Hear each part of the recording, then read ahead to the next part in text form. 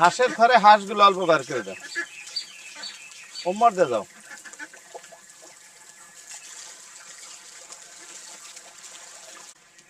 আসসালামু আলাইকুম, বিসমিল্লাহির রহমানির রহিম। আব্দুল ফার্মিং লাইভ ইউটিউব চ্যানেলের পক্ষ থেকে দর্শক আপনাদের সবাইকে সাদর আমন্ত্রণ। আশা করি সবাই ভালো আছেন।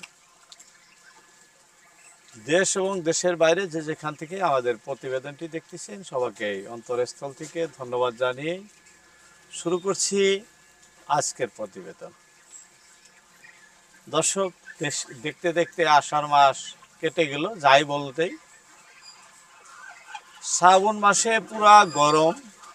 এই সময় হাঁসের বিভিন্ন ধরনের বেমার আজারে সবার খামার লিপ্ত, কেউ মুক্ত নয়, বেমার মুক্ত কেউ নয়।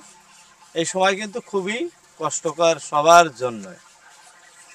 তাই এই সময় যদি আপনি কয়েকটা টিপস ফলো করে রাখেন, আপনার হাঁস খামারে কোনো ধরনের সমস্যা হতেই পারে না, হবেই না। এটা 90% আপনি বেমার মুক্ত থাকতে পারবেন সামান্য কয়টা টিপস ফলো করলে। যেমন 1 নম্বরে, আপনি হাঁসকে পরিষ্কার ঠান্ডা পানি খাওয়াবেন টিউবওয়েলের। আপনার চতুর্দিকে যে জলাশয়গুলো আছে সেদিকে যাইতে দিবেন না, আর সেই পানিও খাইতে দিবেন না। বেশি দিনের জন্য না, 2 মাস গরম পানিতে যাতে হাঁস যাইতে না পারে। আপনার বাড়িতে যদি কোনো এরকম, আমরা তো ঠান্ডা পানি খাওয়ানোর জন্য ট্যাঙ্কি বানায় রাখছি। যদি আপনাদের এরকম না থাকে, সেই ক্ষেত্রে আপনারা এক কাম করবেন, ড্রাম, এই যে গাবলা নাইবা ড্রাম, এগুলার ভিতরে পানি দিয়ে রাখবেন। সেই পানিতেই কিন্তু ঠান্ডা হয়ে থাকবো, অর্থাৎ টিউবওয়েলের ঠান্ডা পানি দিবেন। সেই পানি খাইলে হাঁস মুরগি বেমার হবো না। আর দ্বিতীয় কথা, আবদ্ধ জায়গায় রেখে দিবেন। গরম পানিতে সূর্যের তাপ, এমনিতে প্রচণ্ড গরম থাকে, সূর্যের তাপে পানিগুলা অত্যাধিক গরম হয়ে যায়।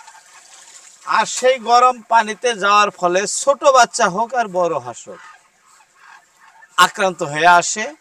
কোনোটা পানির থেকে উঠে আসতে পারে, কোনোটা আসতে পারে না। নাইবা সর্দি লাগে কিন্তু হাঁসগুলা লাহে লাহে মারা যেতে থাকে। একবারেই একসঙ্গে সবকটা না মরলেও লাহে লাহে অনেকেরই খামার খালি হয়ে গেছে। অনেকেই কমেন্ট করছেন, অনেকেরই হয়েই আছে। অনেকেই কমেন্ট করেন, কাকা প্যারালাইসিস হয়েছে, কাকা ল্যাংড়া হয়েছে, কাকা আদার খাচ্ছে না, এরকম বিভিন্ন সমস্যা।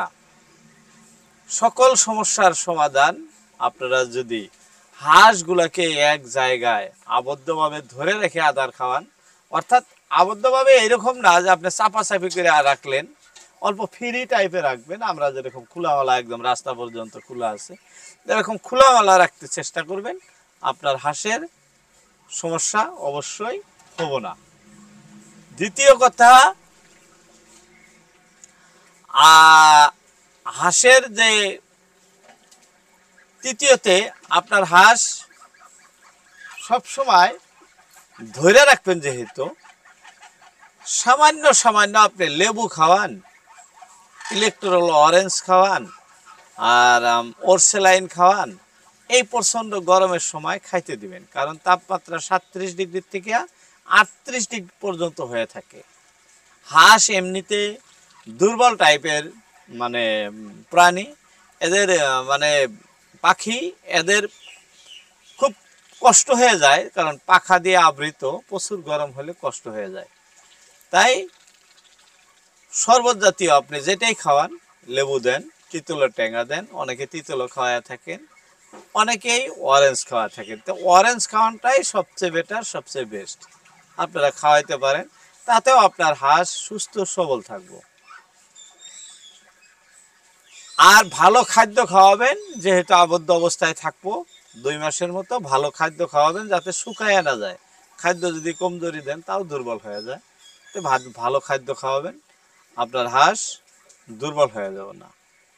আর আগে এমনি সপ্তাহে একদিন আমরা হয়তো অ্যান্টিবায়োটিক একটা ডোজ খাওয়াইছি, এখন 2 থেকে 3 দিন পর পরই সামান্য পরিমাণে একটি অ্যান্টিবায়োটিক ডোজ আপনারা অবশ্যই খাওয়ায় থাকবেন।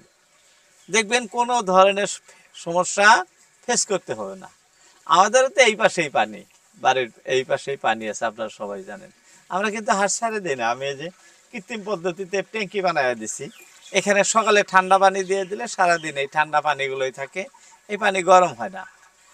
এই ঠান্ডা পানি এই যে মোটর দিয়ে আসতেছে, আপনাদের দেখাইতেছি, এই ঠান্ডা পানি সারাদিন ঠান্ডাই থাকবো এখানে, কারণ গাছের সেবা আছে এখানে, ঠান্ডাই থাকবে। এই ঠান্ডা পানি এই ট্যাঙ্কিটা ভর্তি করে দেবো, এখানে গাও ধুবো, খাবো, ওই দানা খাইতেছে আসতেছে, কিছু ওদিকে গেল, মানে ঘোরাগাড়ির উপরে থাকবো।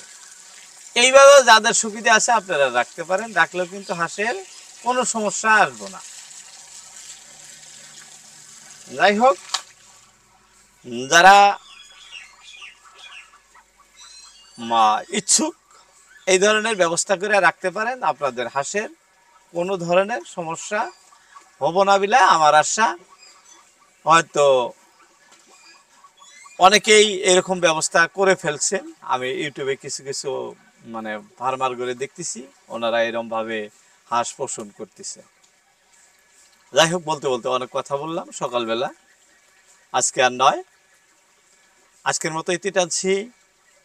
কথা হবে আবারও আগামী কোনো ভিডিওতে। আসসালামু আলাইকুম।